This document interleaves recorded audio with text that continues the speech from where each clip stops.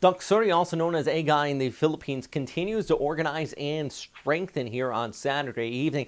Even see the inflow coming in from the west across the Philippines, already bringing scattered showers. The bulk of the convection is south of the center of circulation, but it is wrapping around here towards the north. And really, as we go ahead over the next 24 to 40 hours, this is expected to intensify into a typhoon. Winds right now estimated to be about 75 up to 80 kilometers per hour. Pressure down to 998 hectopascals, according to JMA.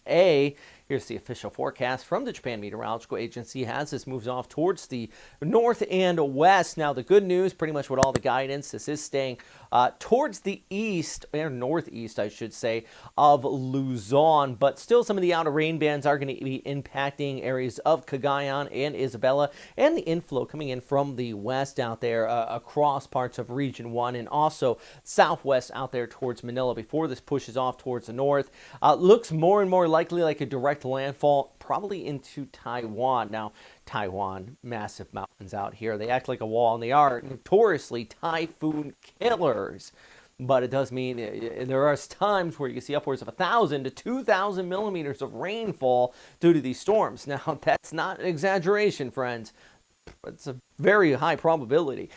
Most of the agencies agree on that landfall in Taiwan. Outside of HKO, Hong Kong still pulses through the Batanes Strait and really skirts the northeast coast of Luzon. We'll see if our black sheep of the agencies here follows through on that forecast, and that definitely would be a lot more impactful here. But there has been a lot of uncertainty, I can tell you that, and some people have been, calling me out, rightfully so, saying, I was expecting the storm to make that landfall, or at least close earlier this week, and you see even from the track from JMA how that has been edging back and back east, but originally it was expected to be there. That's why the forecast changes from day to day. You always want to check in for those more updates. But now, according to JMA and Pagasa, this is going to stay well towards the east of Luzon.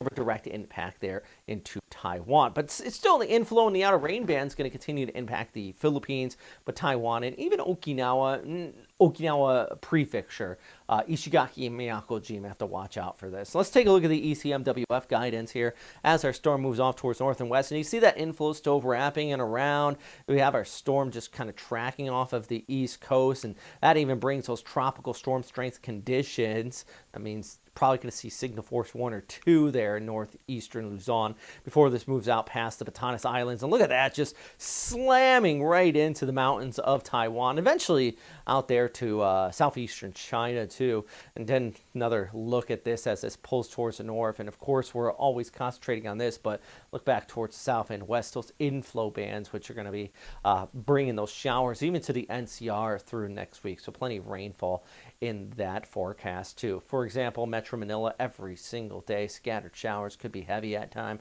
That keeps temperatures down at least a little bit lower, about 27 to 28 degrees for your high, just thanks to that increase in the cloud cover. Whoa!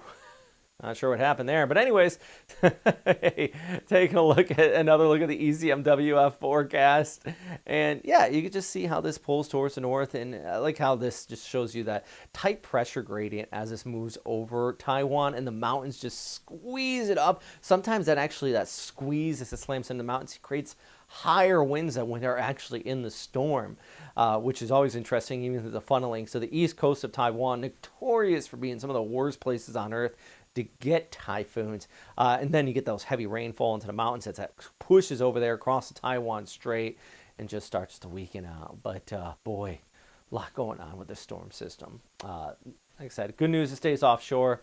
Also good news, we're still going to see the rainfall in parts of Luzon who need the rain. But for those who are under those signal force warnings, and those in Taiwan, and especially the far western Japanese islands, know your official information. I am not an official source. I never said I was. But, prepare to evacuate if need be and have a ready-to-go pack. I mean, these are all things you should know if you live in typhoon country.